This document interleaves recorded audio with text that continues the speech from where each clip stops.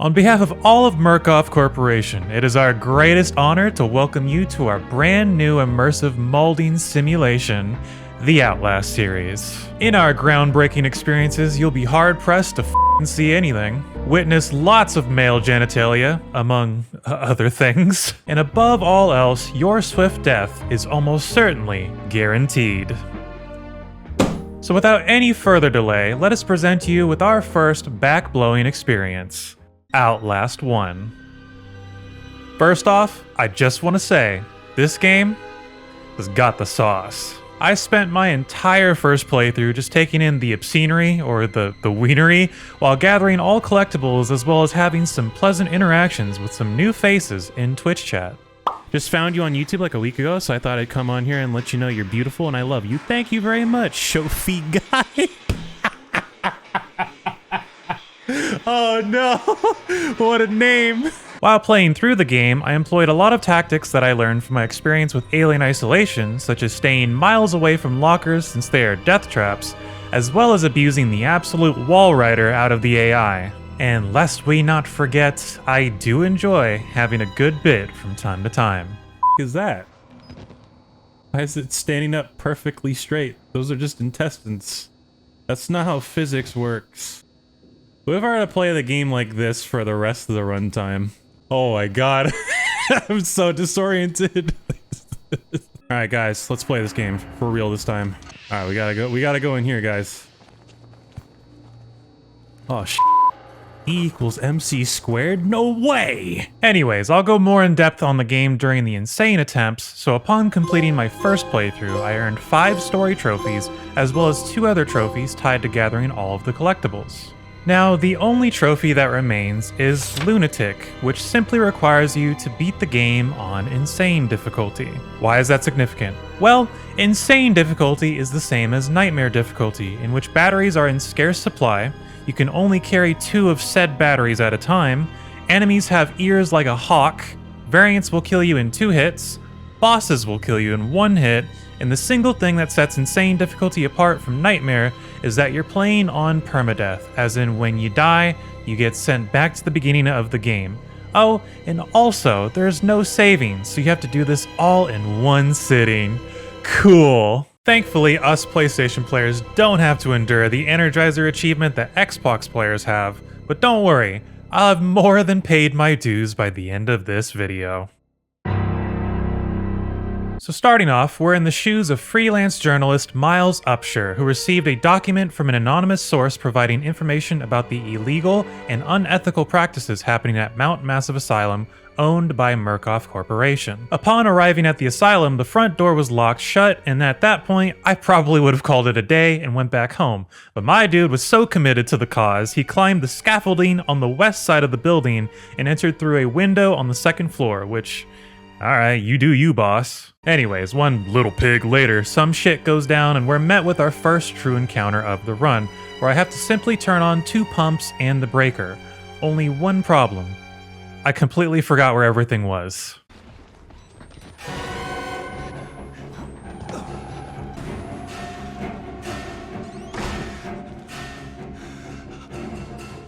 Where the f***'s the valve? Oh my god. I don't remember what happens here. Can you fuck off?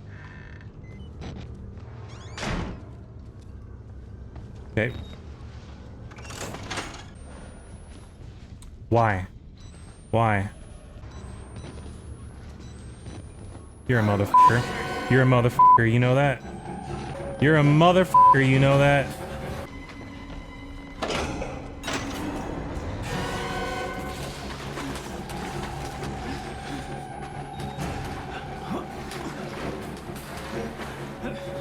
Okay. God damn. Okay, so all I needed to do was switch that on. Good to know. We then make it back up the stairs and get drugged by the Glabalabalabala priest, then wake up in a prison block. And I think the Hakuna Mazaza had a lasting effect on me because I don't know what the hell I was thinking here. I'm gonna try something ballsy here.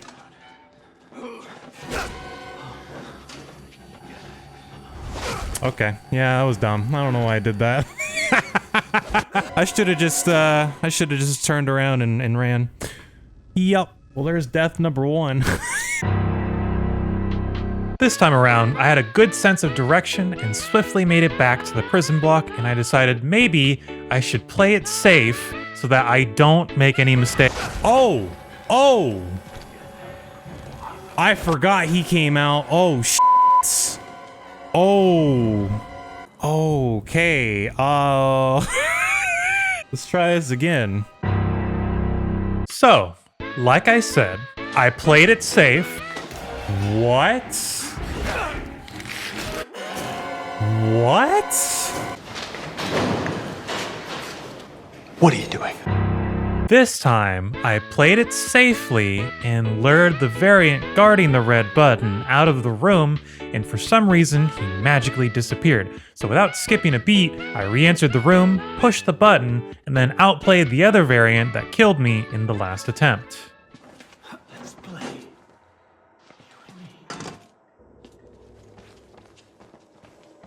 Okay.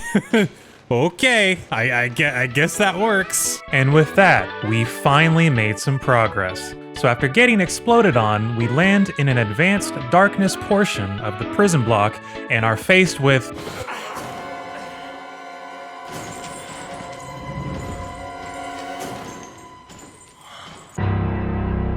Listen, Twitch chat, I'm gonna save you all some time here. I died in this specific spot 3 more times because, I just really like being called a little pig.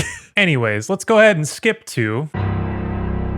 So now that I had a bit more, how you say, experience in this area, I at last juked Chris Walker, which, by the way, I'm going to refer to him as Michael McDonald from now on, better known as not this guy again. Oh man, not this guy again! With that done, we do a little parkour through another cell block and make it down to the sewers, and man, this place stinks. Upon callistoing through this tight space, we have to turn 2 valves, and of course, fucking Michael's here. This encounter can be very tricky, as it's rather easy to get trapped when going for a valve, as there is only one way into each room. Luckily, I managed to juke old McDonald and climb down the ladder into one of the darkest areas I have ever seen in a game. What a thrill. In searching in darkness. Holy shit, it's f***ing dark. Up next, we have a huge-ass room with waist-high water, meaning I can't sprint at all if I get into trouble. And of course, Big McD is here.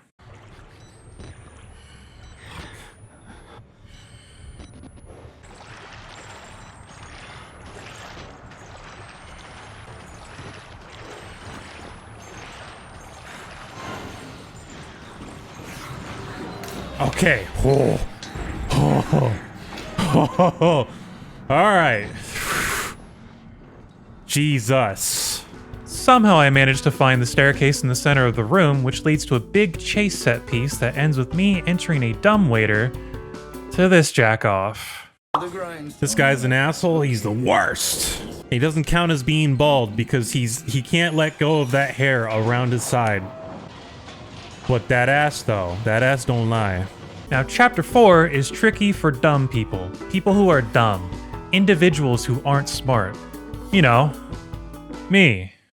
I'm gonna die here. I'm just letting you know, chat room, know what to expect. I'm gonna die here.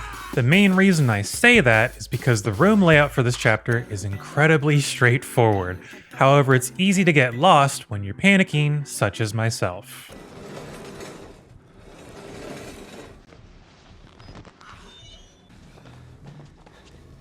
Oh, nope, came from here. I can't go this way. That's good. That's real good. That's rich. You're so lost, time to redeem? It's... Shut up, hold on. Shut the fuck up. Oh, no way.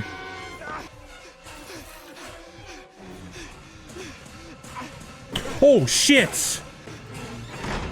I don't know what to do. I don't know what to do. I don't know what to do. I don't know what to do.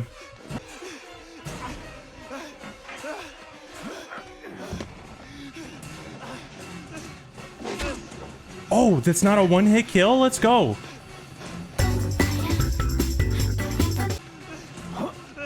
There we go. God damn, I'm out of breath. Okay, let's do this.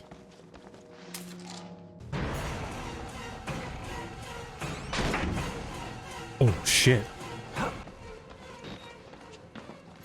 Wow! Okay. I thought he was a one-shot. That's why I was convinced I was gonna die here. Dude, I can't take this anymore. Dude, what the fuck? I forget what's next. The next stop in our Murkoff snuff tour is the cafeteria, and someone must have been bumping some of my mixtape because it is on fire in here. Shut up! Our objective is to open up 2 valves to turn on the sprinkler system, but guess who's back again? You mind fucking off? I want to play the game. Is he really camping? Yeah, I know, right? I'm just waiting for him to just give me some space. With a little finesse, I managed to squeeze by Mike McD to get the first valve and bumble my way into the second valve. However, making an exit proved to be a little difficult. I don't know where he is. You really gonna make me check? Really? All right. Heard him. I'm good. I'm good. You can go this way. Yeah, I'm right here. There's nothing you can do, despite your mass, that can do about this. Okay.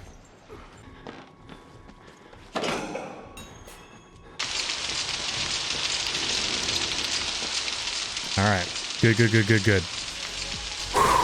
With that done, we enter Chapter 5, which is where we are going to be using most of our batteries we've gathered up to this point, because this chapter's got that dark screen type beat. And in my time of being drowned in darkness, I grew a wild hair in my ass and attempted probably one of the most ballsy things you can possibly do on an insane run. Here we go, here we go, here we go. I'm gonna do the risky run. I'm gonna do the risky strat.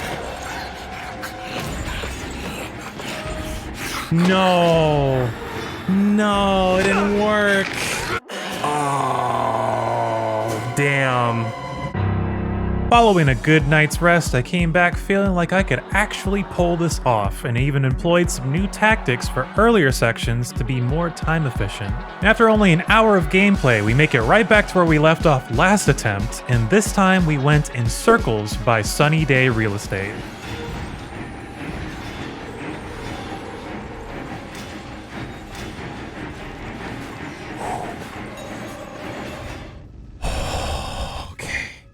We've made progress. Now beginning Chapter 6, we enter the female ward, which is a part many claim to be the hardest section of the game. And with my donut-ass memory, I couldn't have been less prepared for what was ahead of me. In this first section, we must collect 3 fuses in order to access a key that allows us to progress. Each fuse is located in rooms that are separated by one narrow hallway, with a couple of patrolling enemies. This part didn't prove to be as difficult as I built it up to be in my head, but I will admit, I was absolutely shitting myself the entire time. After this, we encounter the Cockatoo twins once more, and almost throw the entire run away.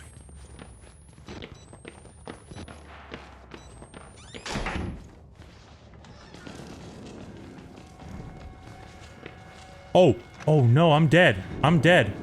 I'm alive. I'm alive. I'm alive. I almost just I almost just threw super hard. I forgot which door it was I needed to go through. We then lose our camera and have to navigate dark corridors without night vision, but it's only a few minutes before we're reunited with our camera, and as we drew closer to the end of the run, I couldn't shake the immense stress that was clouding my flesh mountain.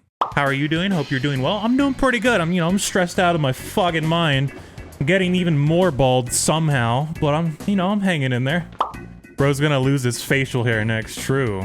Next, we head to the theater and do some kickflips to the top floor to acquire a key, but on our way down, the Cockatoo twins are back with a vengeance, and the only way I could think to juke them was by sitting next to the door they're breaking down and praying to Bob that they don't see.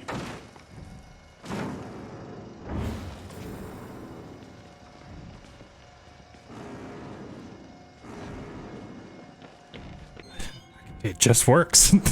It just works. Wasted no time. Yeah, I wasn't about to wait and find out. I was not ready for it to be one of the cock and ball guys, though. Now back to safety, if you can even call it that in this asylum. We make it to the church and watch Father Globalob make himself into a human s'more. We then vented into an immediate huge Donnie encounter, and I relived my days of high school by taking shelter in a bathroom stall, hoping my bullies wouldn't find me.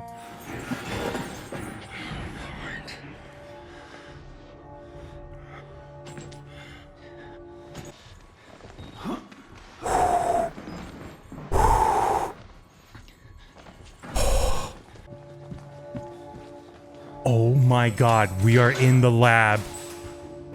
We are in the lab. Upon entering the lab, I promised myself that I would not make any more risky decisions and that I would play as sanitary and safe as possible. And be proud of me, Twitch chat, because I stayed true to my promise. Now there's a very, very like scary strat here that you can do. I'm not gonna do it because I don't want to put the run on the line for that. So I'm just gonna do a normal run. Where I just turn around and run.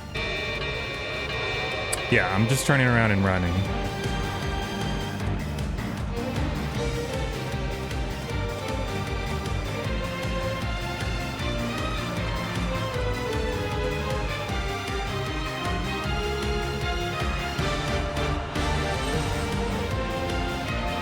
Oh shit, he's... What?!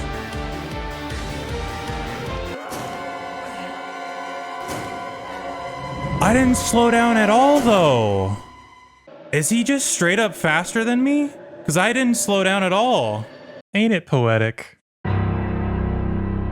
You'd think I'd be pretty tilted for getting to the very end of the game, dying, and having to do everything over again. But believe it or not, I was filled with such an overpowering amount of motivation that I immediately ran it back and actually arrived at the lab once again. Although the journey wasn't without a couple goofs. Caca. Where am I? Wasn't paying attention. Okay. Monka ass, I thought I just died. That would have sucked if I died from just doing that. Too much caca movement there, buddy. Shit, you might be right. But now that I was back in the lab, all I had to do was to go fast or eat ass.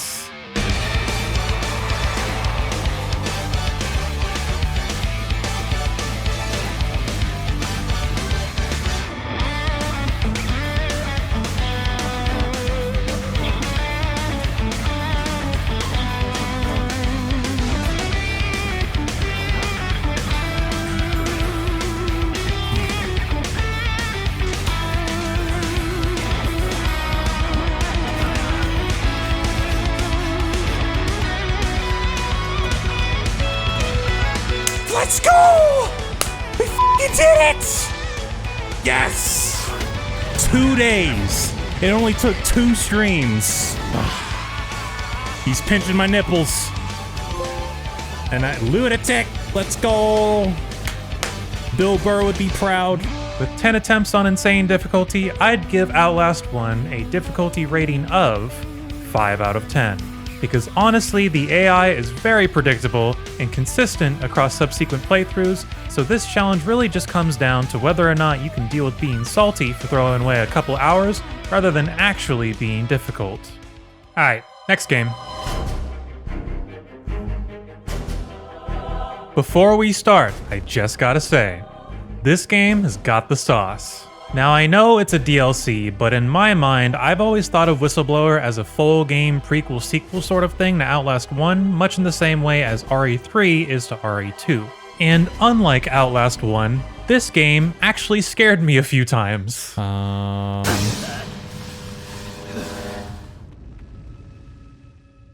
Why? And not only that, Whistleblower also scarred me with that one scene.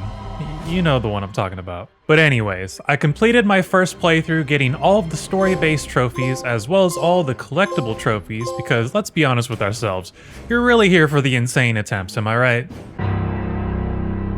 Now beginning the DLC, we are playing as Waylon Parker, a software engineer for Murkoff Corp who's deeply upset with all of the inhumane experiments regarding the morphogenic engine. So upset to the point where he sends an email out to Miles Upshur, the guy you play as during the main story of Outlast 1, to report on the corruption that's going on at Mount Massive. Parker gets caught for talking about Fight Club and is forcefully committed into the Mount Massive Asylum morphogenic program. Oh, also, we get licked for the first time in this video.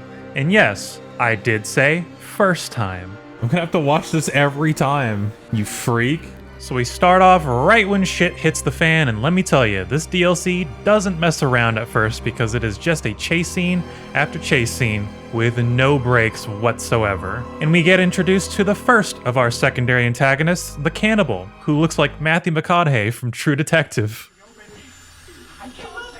Being so careful right now.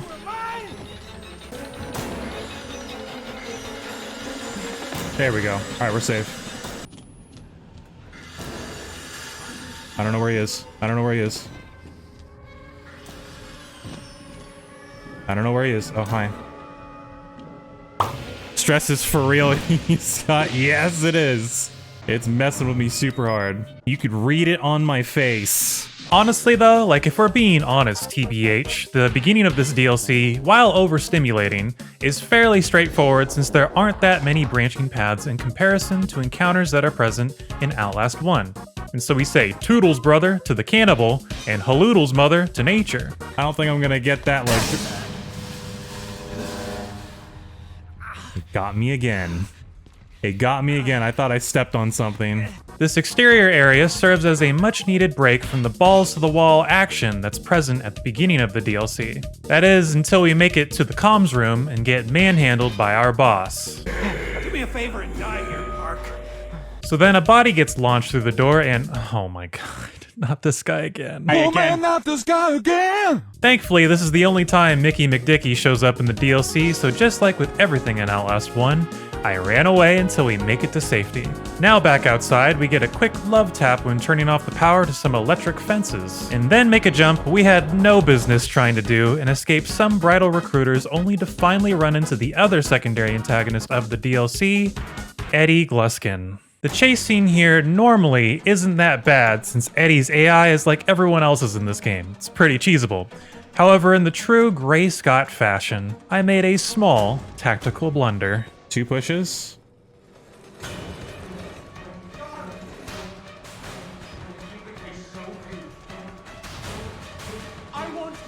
It wouldn't open. Can't run around this. It's all linear. Just take our time. Don't have to rush this.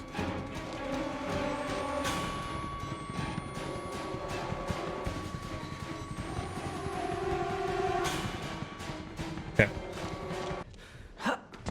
Just play it smart, take your time, it'll be fine. Okay. Alright. Whew. That was a...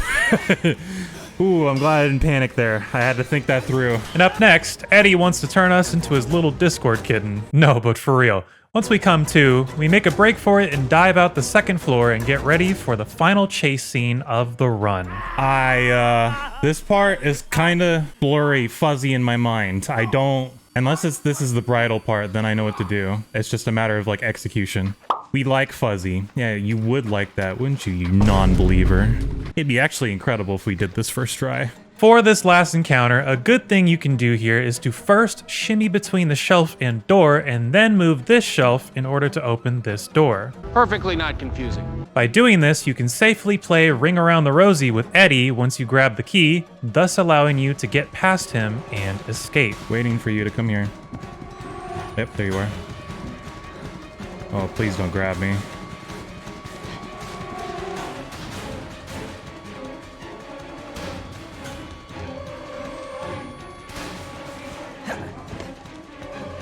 Oh my god, we actually might have just done it. Oh my god, as long as he doesn't hit me here. Oh my god.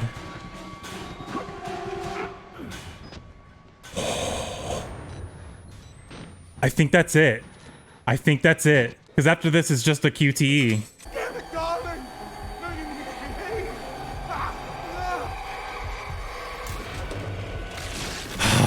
my god, yes. GG, Scott, GG's. I totally understand why you guys wouldn't believe. Where's the fun in it if everyone True. I mean, there's no risk in it. And there's no reward either. Really should learn to believe. I just try to be as realistic with myself as I can so I don't get disappointed if I don't make it. It's happened many times before. Wolfenstein 2.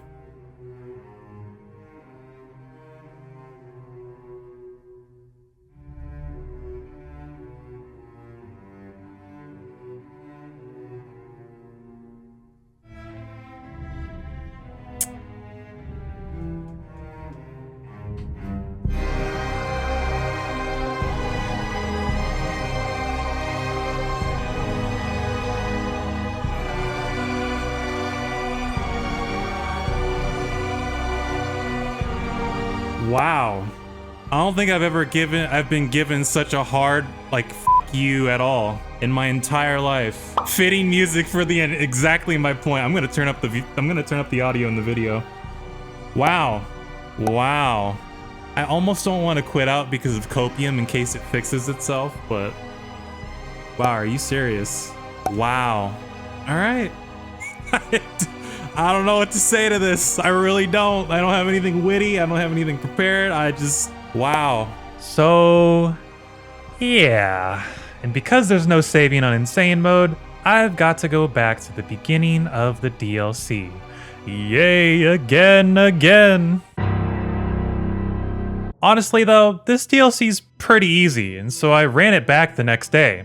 Although if I'm being honest with myself, a lot of this run was pretty sloppy.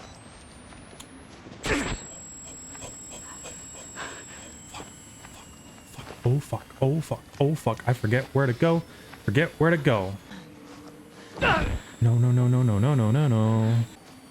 Okay, this door. Got it. Holy shit. Ooh. That would have been bad. But despite all of the Scott issues, I actually made it back to the end of the DLC and past the point of dying once again. So all that was left was to find out if the game would crash once again. All right, moment of truth.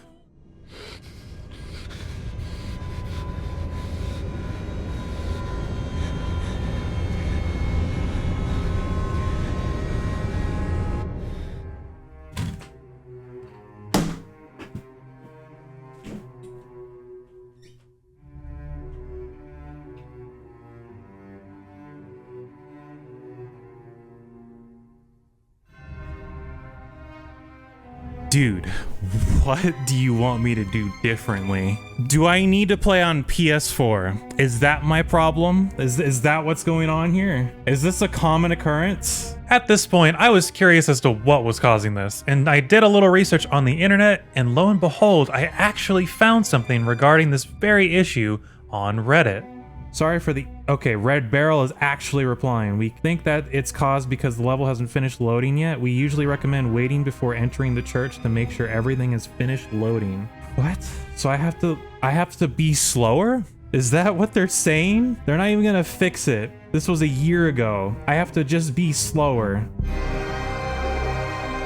Okay, I guess I'll go through it again. Yeah. An actual reply from the community manager over at Red Barrel saying that you are going too fast for the game to load. I have no words, man. So now, I'm going through the game once again, and worst of all, I'm doing it all while incredibly salty. And in one of the most important parts of the game when it comes to execution, this happened.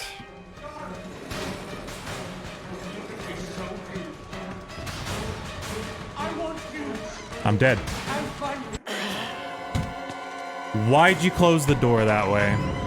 Why the f did you close the door that way? That was so dumb. I'm so over this. I should have had this 2 runs ago.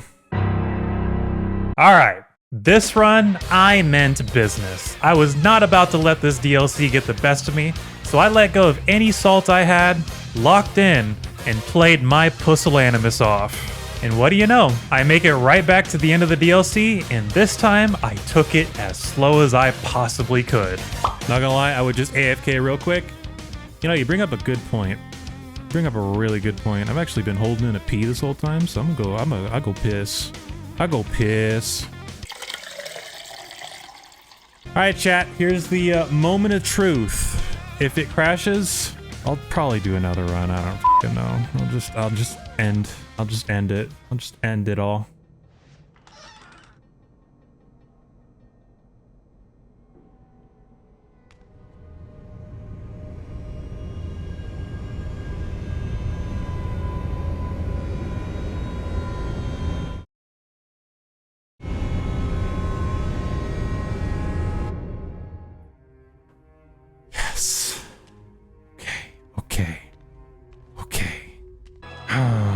Finally, dude.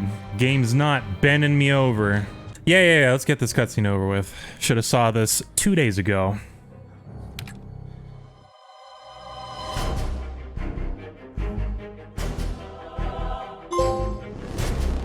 Bow Whistler. Great name, but I'm empty. I feel no feelings right now. Should have happened on Monday. Should have happened 2 fucking days ago. With 4, technically 2, should have been 1 attempts on Insane, I think I would give Outlast Whistleblower a difficulty rating of 3 out of 10. Because this DLC is short. It's like an hour long, and there's really only 1 or 2 moderately difficult parts overall. But with that, brings us to the end of the complete Outlast 1 package. If there were ever to be a game sentient enough to hate me, I think it would probably have to be Outlast 2. Oh, and before we start, I just have to say one thing real quick.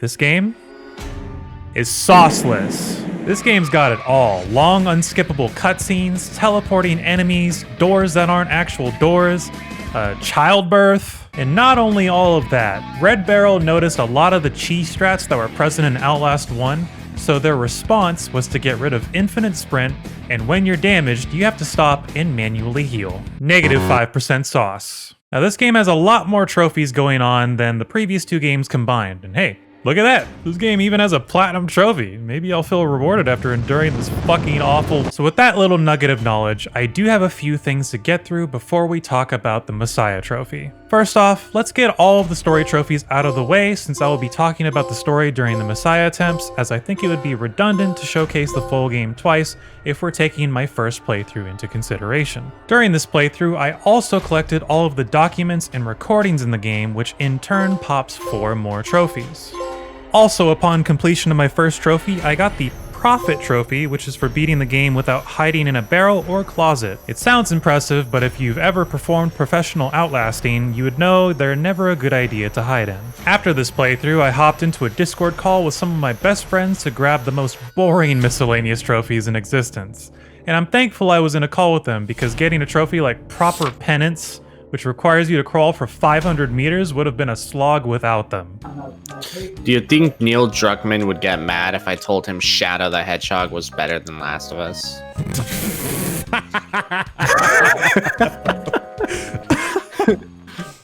damn it.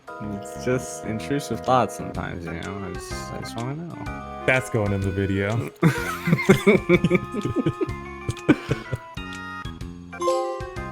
Oh, there we go. I then proceeded to get the rest of the miscellaneous trophies, such as Them That Hath Ears, which is for using the microphone for 20 minutes. Slip and Slide for performing a 12-meter blood slide. And Thoroughly Baptized, which is for spending 10 minutes underwater. The last of the miscellaneous trophies that I needed was Heal the Sick, which is for using a bandage 10 times. Now, if I remember correctly, I may have healed like 1 time my entire first playthrough, so I started up a second playthrough and got all the way to the Ferrator part of the game, purposely face tanking as much as possible, and based on my reaction, you can tell this took a very long time. So I gotta figure something. Oh! Yes! Finally, dude! All that was left at this point was the Messiah run, and before you ask, but wait, Scott, You have like 5 other trophies to earn first. Yes, I'm aware, little Timmy. I'm going for all of them in one playthrough. 3 of the trophies are difficulty related and stack. 1 of the trophies is the speedrun trophy for beating the game in under 4 hours. And then finally, there's Messiah. For those who aren't aware of what the Messiah trophy requires, let me explain it to you. Like the previous 2 games, we're still playing on insane mode, which is permadeath. However, this time around, I'm not allowed to reload my camera with a battery for the entire game, when most of the game looks like this. So without any further delay, let's get into this nightmare, shall we? Just to start out, I want to say the story for this game is genuinely interesting, and I highly suggest that you watch this video by Gaming Harry to get the full picture, because the way this game presents information to you is very confusing, which is exactly why I think it'd be really fun to explain it to you as it's presented. Flying over a set of canyons in southern Arizona, our main character Blake Langerman and his wife Lynn are in the middle of investigating the murder of Jane Doe while having some soup pies. Have a soup pie. Have a soup pie. Due to some anomaly, our helicopter crashes and separates us from our wife, leaving us stranded in some mysterious secluded village full of religious zealots with a throbbing hard murder boner. After some brief encounters with the locals, we meet back up with our wife, who now might be pregnant. We then get separated, see a bright light, and then get sent into some kind of hallucination. Mom, I threw up. That's gonna be the bit for every run. Following that, we have a few more long cutscenes, and then finally we have what I would consider our first actual encounter in the cornfields. Immediately after this is a deceptively tricky area in the barn, and this is when I realized that Insane and Nightmare mode possibly adds more enemies in certain encounters.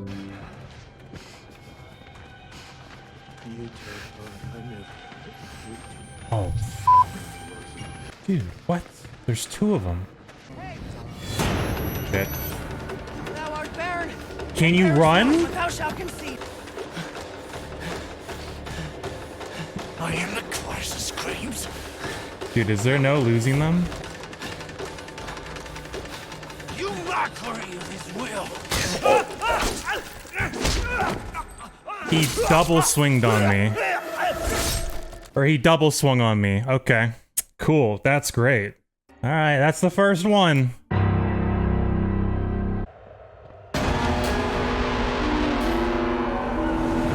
Whoa, heavy flow. Okay, we're gonna go the other way, like the long, long way around. I need you to leave. Don't open the window. You're a bitch. Thou art barren, and perish not, but thou shalt conceive. What am I supposed to do here? They know my every move on where I'm going. Bro, what the f***? Have a soup pie, have a soup pie. Ow, that one kind of hurt me a little bit. Okay, so clearly going through the front of the barn is a bad idea, and that's when I remembered that there's a side window that I can access and maybe stealth my way through. Oh wait, no, it's closed. But how about if I go through the left side of the barn? Oh, nope, can't do that either. Alright, so the only option I had left here was to hide underneath this wagon and pray to Bob that I don't get caught while waiting for these 2 goobers to leave the barn.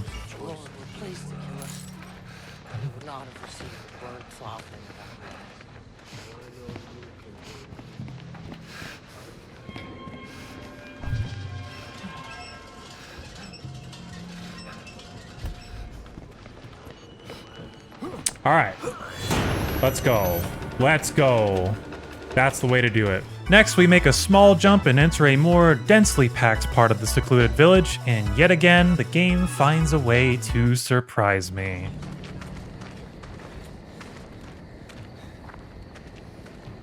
Fuck.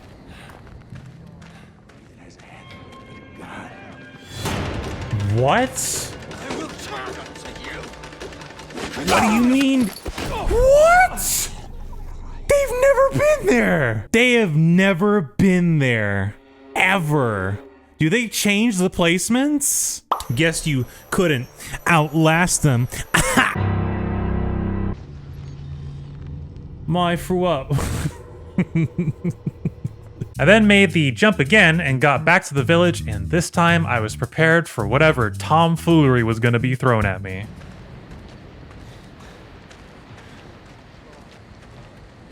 Oh, fuck. Oh, fuck. I am the chorus of screams. My frenzied eyes cast back an unworthy ghost.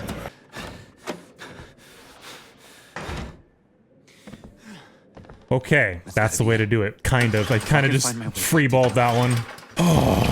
Now with the power back on, we can head back, but before we do that, we are stopped by a scraggly old woman named Marta, otherwise known as the Michael McDonald of this game. As threatening as she may look, you simply just go the opposite way she's coming from. It's like this game's easy or something. Following that, we take an elevator up and get televored by a well into a hallucination. Like with most of the early game hallucinations, there's not much to talk about, so we open a door and enter a chase scene that has the door that isn't a door.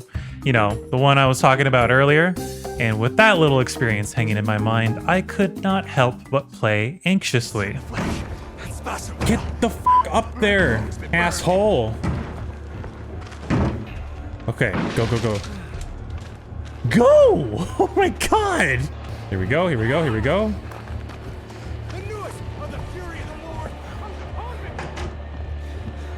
There we go. Alright. I'm not risking locking that door because they can phase through that door. You check this bed. Your mom's a hoe. What the f do you mean you're here? Bro, that was crazy. What? Oh my god, this game is relentless. Get up. Get up, slut. Go.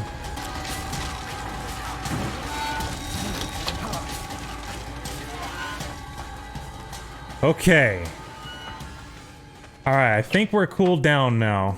Finally having arrived to respite, if you can even call it that, I hobble through a few dark-ass rooms and finally make it to what I would consider to be the single encounter that will make or break most of your runs. An encounter I like to call Marta Cart. The objective here is simple in premise, but complex in execution. All you have to do here is to move the cart to the massive double doors and jump over. However, Marta is capable of many abilities that some would consider unnatural.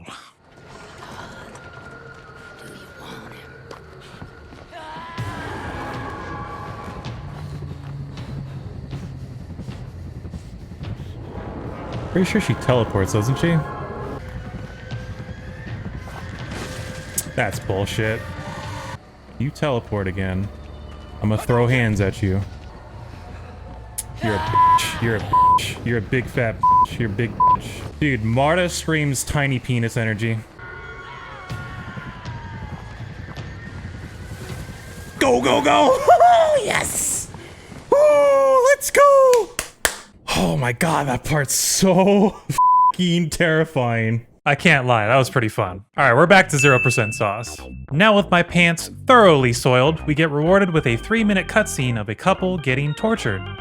Yeah, I take it back, negative 5% sauce. After that, we're down in some more cornfields and are once again met with Marta. Now thankfully, the area that we're in is pretty huge, and makes it simple to get around her and into safety. And once we make a narrow escape from her pasty clutches, we enter the second chapter of the game. Almost 2 hours in. Starting this chapter out, we tightrope walk across the dilapidated railroad only to fall off from a swarm of locusts. Now down in the valley, we see a guest appearance of Ferrator from Mortal Kombat X. Yeah, you remember those characters, right? And as we progress further, we reach a community of ghouls who are down with the sickness. Now, I know Bitch Nuts walks through here with a machete.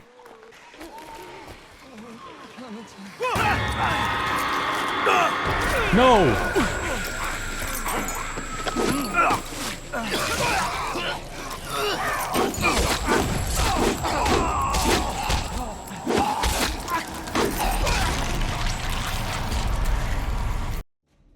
I thought it was a mashing prompt. I forgot that it was actually a QTE. Whoops. That f***ing blows. Negative 10% sauce. Here we go. Here goes Scooby-Doo.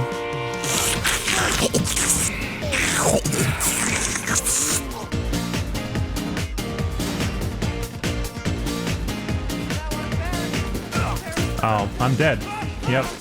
Damn it. I thought I was closer to it. Well.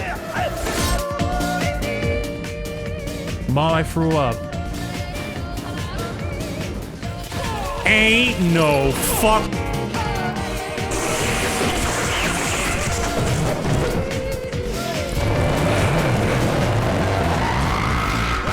Now that Marta Cart stopped doing her teleportation BS, we make it back down to the cornfields again and try to hide this time. Oh, god damn it.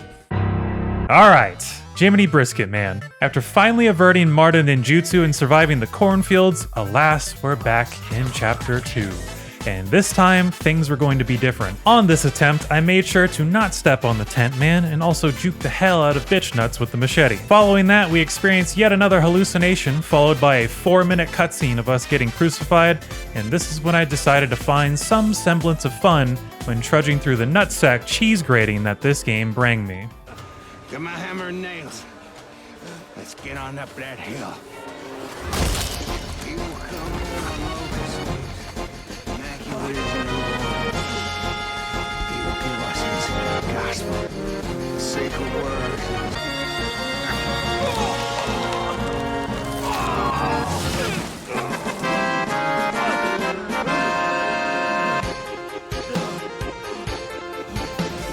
Now that we've got some holes in our hands, we sneak our way through camp, experience another hallucination, and then have to do a 1v1 with Farah Tor. You almost got me, you bitch. After barely squeezing by, we are now faced with yet another iconic Messiah part, the Arrow Valley. Making even one mistake here means it's all over because the arrows are a one-shot kill. Oh,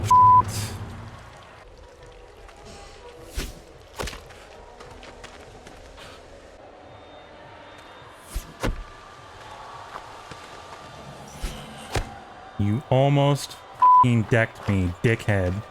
Alright, got it. Alright, that's not too bad. It's scary, but it's not too bad.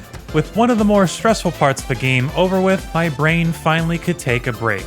But, I think it went on a sabbatical because I could not remember what to do for the next section. Oh, we dying. Oh, we dying here. I forgot how to do this part. No die? Okay. Alright. You're not dying on me, son. Thank you, guys. But for this part, I definitely have no faith because I don't remember the specifics as to how I should be moving around the area.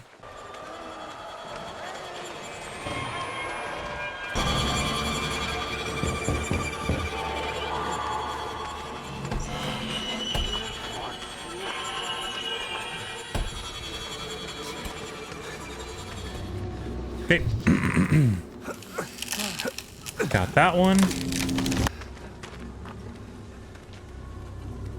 I'm just kind of run around you. That kind of sucks. Thanks. Hi. Wow. I should have just waited. That sucks. But as much as I hate this game, we did get progress, so I can't be mad. I can't be mad. After this many attempts, I felt confident that I could get through most of the game. I put the time in, I've gotten more than halfway through by this point. Nothing was going to stop me because this was the run. I got killed by Marta again. Fuck! Now with it being Valentine's Day, yes, this was recorded back in February, I was kind of hoping that the game would be able to share with me the love that everyone else was getting around the world. What I instead got is what I could only describe as a virtual Brazilian waxing. I'm not moving out of here till he busts the door down.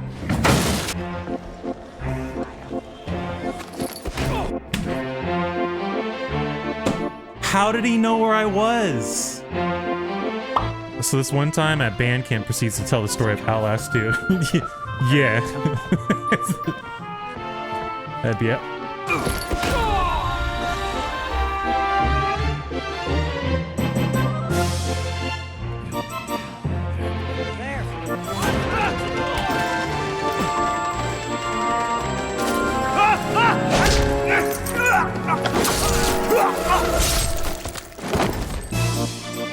nice to see your love for this game has remained rock solid after all these attempts.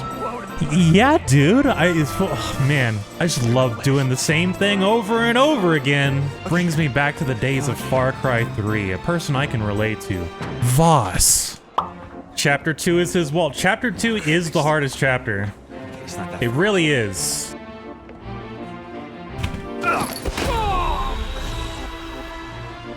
Bro, are you f***ing kidding me? I'm gonna be real with you, Twitch chat. I don't know how I continue to play this game after this day.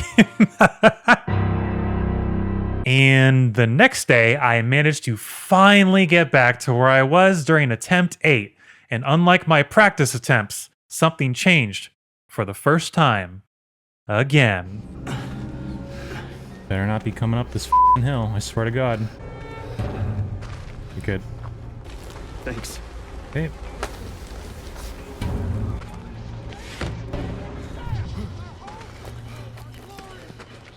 In the hole.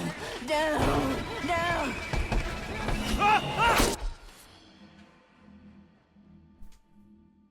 He wasn't there last time.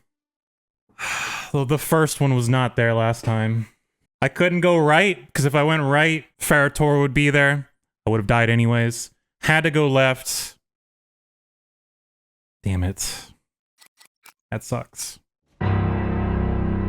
At this point, I was nearly at my breaking point, as this game was outlasting my patience for the second time. But I was too far into this torment to give up now. I was committed. I was gonna see this through. So I picked myself back up, started another run, and believe it or not, Twitch chat, I actually got back to where my last PB was, and this time, I was gonna be the gamer. The gamer who wins.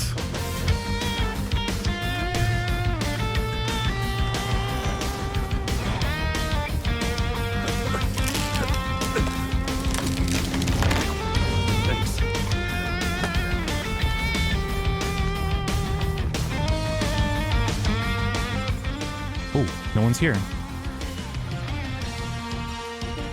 Ooh. Oh. Okay. I guess it doesn't matter. It's just random. PB. Now finally making progress, we trudge through yet another hallucination. However, from this point forward, you can now die during these sequences, but for the time being, nothing here is that tricky as you just kind of run forward most of the time. And then upon exiting that hallucination, we get on a raft for like 20 minutes, and then followed by another hallucination. But after that, we're finally in the real world, and hey, look! It's red. In this area, we have to shimmy our way through a dark mining processing plant, but surprise, surprise, we got more damn heretics in our way, and a little Scott fact here. You do not have enough stamina to sprint for this entire chase scene because Red Barrel saw the evil within and thought to themselves, we can do worse. Okay.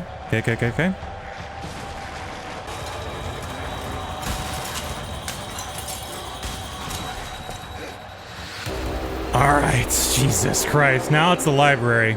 Ah, yes, the library. A place of deep knowledge, smut, and a dark-ass maze with a hentai monster in it. This part's pretty notorious for being basically impossible without using any battery, so unless you're Matt f***ing Murdoch, you're forced to use night vision here. Even if a little bit. Alright, it's finally here. Trying my best not to use my battery. It's my ability. Oh no, we're lost. Shit.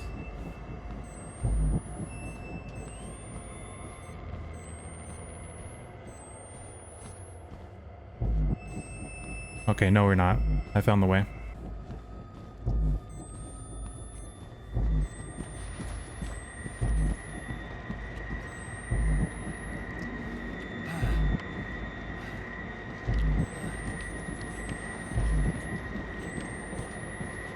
Alright, we're good. We're good. Following that, we have a couple more chase sequences, and then the final hallucination in which we can die in, and by far the scariest. Go. Be careful, little eyes, what you see. Oh, be careful, little eyes, what you see. There's a father up above, and he's looking down in love. So be careful, little mouth, what you say. And once we're done finger painting piss on the bathroom floor, we do a few more chase scenes. I know, this back half of the game is mostly chase scenes and not actual encounters. Thank Bob. But after all that, we're finally down in the mines. And I wouldn't blame you if you couldn't tell. Down here are some of the trickiest enemy encounters in the entire game, like this one that requires you to finally make use of the microphone mechanic. Go, go, go.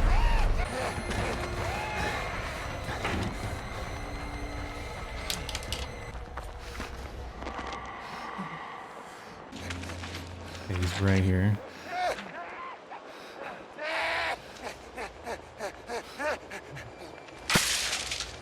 He's going through this door. Okay. Here we go. I'm committing.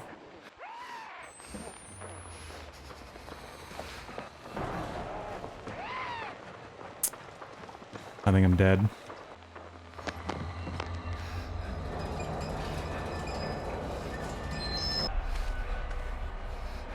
Just go, just go, just go, just go.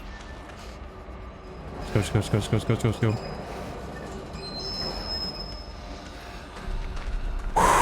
Okay. Oh my god. You've done something. I went too soon. I definitely went too soon. So intense my butt cheeks are tense. I don't know if you noticed, but the chair's been eaten completely. My ass is a vacuum right now. Vacuous hole. Supermassive black hole. Next is the Val encounter, and while it is terrifying that you can't sprint in waist-high water and are in advanced darkness, it's actually rather easy to maneuver around them as they're on a predetermined patrol, and so after some faffing about with the 2 power switches, I make a jump onto the next area and progress further into the mines. However, my careless use of night vision was starting to creep up on me as we barreled towards the end of this godforsaken game. There's a ladder somewhere here. Not in a rush. We could just figure this out slowly. A ladder somewhere here. I don't know where. I think it's here. There we go.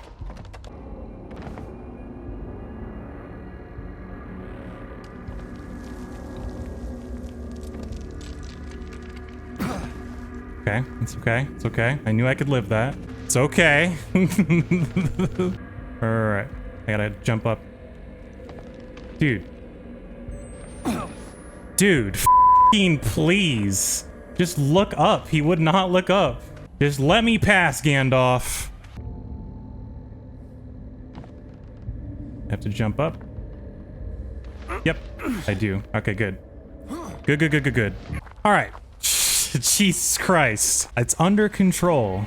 All that was standing between me and the Platinum Trophy were 2 more chase scenes. One in the mines and one last one with Marta, both of which are incredibly linear and do not require much execution in the slightest. With all of this in mind, after all of these futile attempts at achieving greatness, all the suffering that I had endured, I knew deep in my plums that this was the run.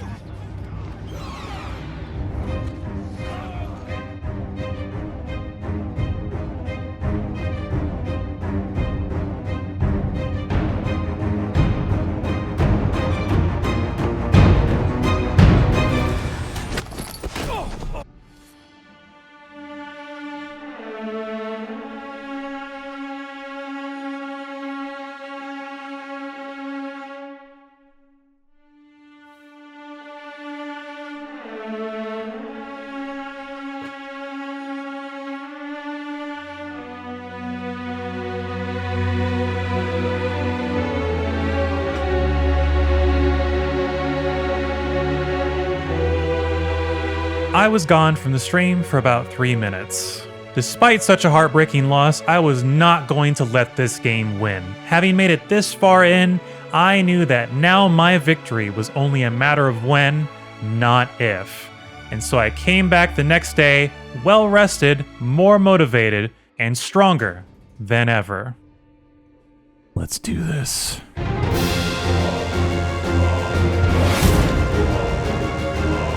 I've had enough of this game. I've had enough. This is the day. This is the day where Outlast 2 goes away forever. Let's get this done, shall we? After 15 attempts, I practically knew the early game like the back of my hand, even when playing basically blindfolded in parts, which meant that my dearly beloved AA would be nice and healthy for the endgame. I died doing Marta Kart for the 3rd time. Okay, next one. Alright, I know I've had a lot of hype up, we can do this, yes we can, feel good Captain American ass speeches, but this was it. I don't normally have room for hate in my heart, clearly, but I had finally given into the dark side and I let the hate flow through me for one last run of Outlast 2. No matter what, I was not going to let this game break me. This, definitively, is the run.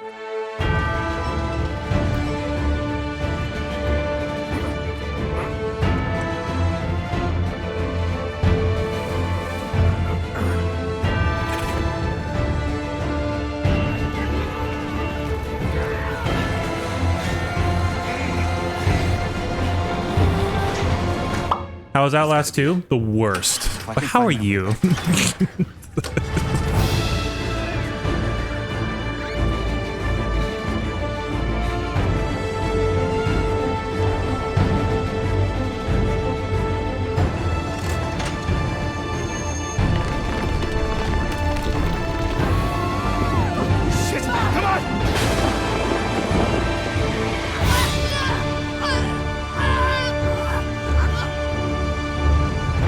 Cougars. Now finally past the point of dying, I could safely make my march to the finish line. But of course, I couldn't not take the opportunity to content farm a little bit. What if the game crashes? Wouldn't that be disastrous? What if that happened? How would that make you guys feel?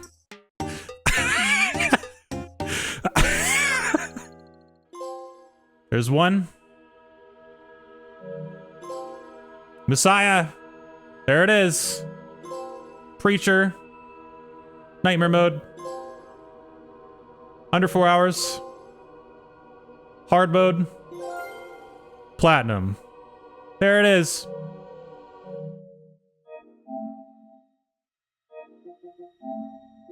Oops, shit. I did the same thing I did with Crash! Get off! And there you go.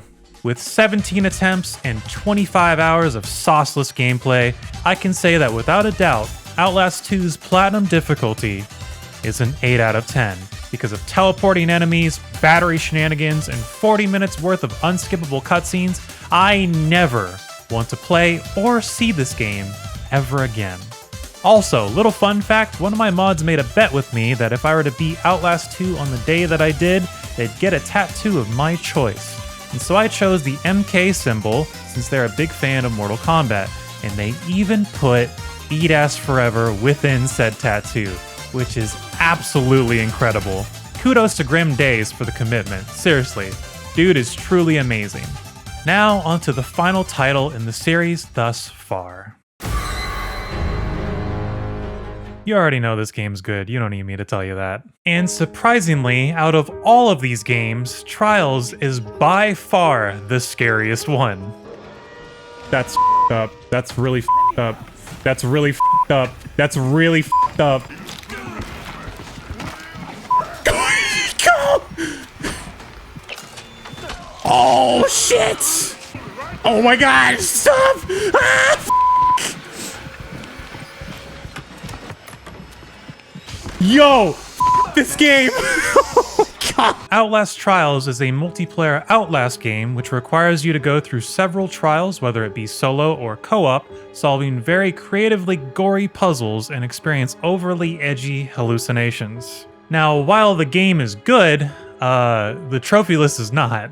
A lot of the trophies boil down to doing certain mechanics and actions several times over, such as using 100 antidotes. Or other trophies that require you to be crouched or run for a total of 1 hour of game time. So yeah, most of the trophies break down to doing several actions 50 to 100 times, so let's go ahead and get these out of the way first in a lightning round. Let's start with the actions that you need to do 50 times first, starting with using 50 adrenalines. Clonking enemies in the face. Distracting enemies with throwables. Disarming traps. Breaking down doors. Using rig rechargers to regain abilities. And finally having the sweet release of death 50 times. Next is a short list of things you need to do 100 times, such as unlocking containers, using your rig. Your rig is red. No, not that one.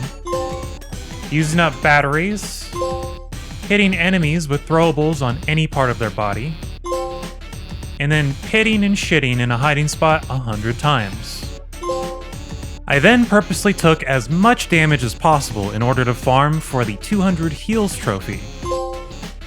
And throughout this entire grind, I also grabbed every item I could in sight and eventually collected my 1000th item to get the Hoarder trophy. Following this, there are a few miscellaneous trophies left, such as collecting 15 evidence documents across the many different trials. Completing 25 trials, which, by the way, the best trial in my opinion is Truth and Justice. Okay, like tracking down and killing the witnesses is probably one of the coolest sequences in this entire game, and I highly suggest playing through it solo on your first time. You'll thank me later. Then there's a trophy, which is for using night vision for a total of 10 hours of gameplay. Whoever thought this was a good idea should do a real-life Outlast Trials. I'm just saying. Next is a trophy that requires you to spend 10 minutes in full psychosis, which, by the way, you can only experience full psychosis in 30-second increments, so you can imagine this took up a bit of time to farm as well. But eventually we got there. After that, there's a trophy for losing 10,000 points of health. Thankfully, going for the Get Down trophy played a huge part in this grind, so for however much more health I needed, I just French kissed Mommy Gooseberry's drill puppet and eventually got what I needed. I then did some action slides for a total of 2 minutes, which would then pop the Slip and Slider trophy. And now following this are the co-op related trophies, and one actually good trophy. First up is the actually good trophy. Can't touch this. For this trophy, I must complete 10 trials without taking a single point of damage. Now you'd think this would be difficult based on the description alone, but with the right choice of trial, this can be pretty easy with enough practice. I personally chose to do the Eliminate the Past trial solo, as the difficulty of it is determined by how many files you find throughout the level in the first 7 minutes. Another method that can be used for this trophy is what I would call the bum. This is when you play a trial in co-op and hide in a locker for the entire round while your teammates do everything for you. It's like high school group projects all over again, except for you're the piece of shit now. Hence, the bum. Whenever I did get hit, I would just bin the attempt and farm as much damage as possible for the previously earned Hemophiliac and Get Down trophies. But despite the game's best efforts, I eventually emerged victorious and popped the trophy. Now all that's left at this point were the co-op related trophies, which were for farming 50 revives, saves, and co-op moves. For these trophies, I enlisted the help of community members Lolita and Grim Days, who are both lovely individuals that I absolutely did not force to buy this game just to play with me. We got work to do. Oh.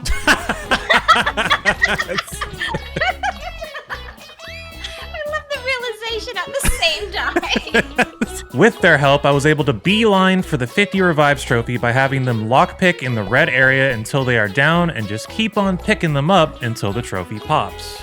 Hey man, dude, trust the process. Trust the process, bro. If at first you don't succeed, just keep failing over and over and over and over and over. And after about 20-ish minutes of doing that, the Sawbones trophy popped. In the very same level we were in, we chased the savage naked woman around town and have my partner get grabbed while I kicked them off in order to get the crowd control trophy. But after doing this for about 30 minutes, we ran into a small problem. Oh! Oh! Oh. I don't think she comes back. You can't throw that. I know. Luckily, she just spawned somewhere else, and we were able to pop the trophy after 3 more minutes of farming. Finally, it all came down to farming 50 co-op moves, which are actions that range from breaking down a big door, boosting your partner up, and lifting up garage doors. Now, this trophy can be annoying, as you can only get 1 action per trial to count, meaning you can only get up to 4 co-op moves per trial. Thankfully, Grim and I were able to keep things entertaining when trudging through this absolute slog of a grind. Ow. Hey, Grim, you stay still? Look at me. And once we did our 50th co-op move, we not only popped the Together We Are Strong trophy, but also the Platinum trophy. You got it? Yep. Alright, I'm deleting the game now. This motherfucker left. And now I'm just in the trial. Are you guys done? Yep. Yay, congratulations! So yeah, this game's trophy list is very uninspired and doesn't really pose much in the way of challenge, so with that said, I'd give Outlast Trials a platinum difficulty of 2 out of 10. And that's it, we're finally done. Would I say I had a good time playing these games?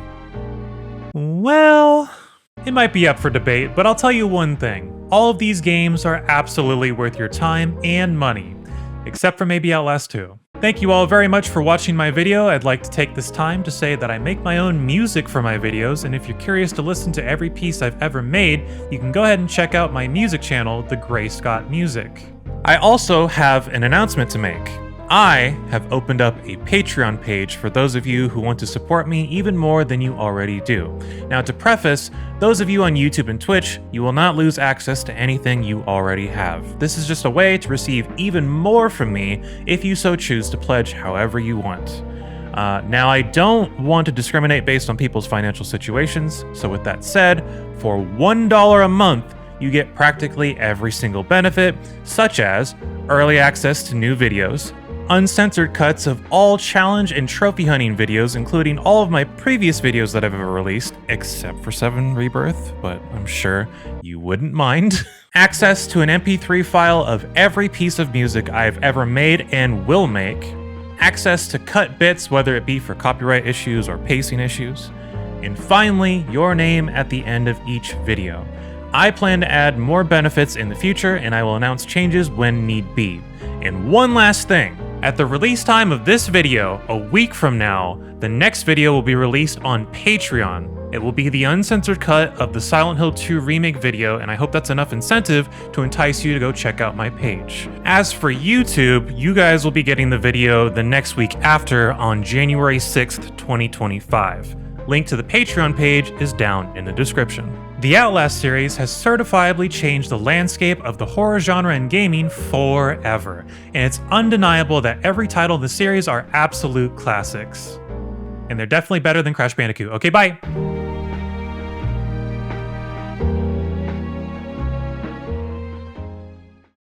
Y'all poop today? No,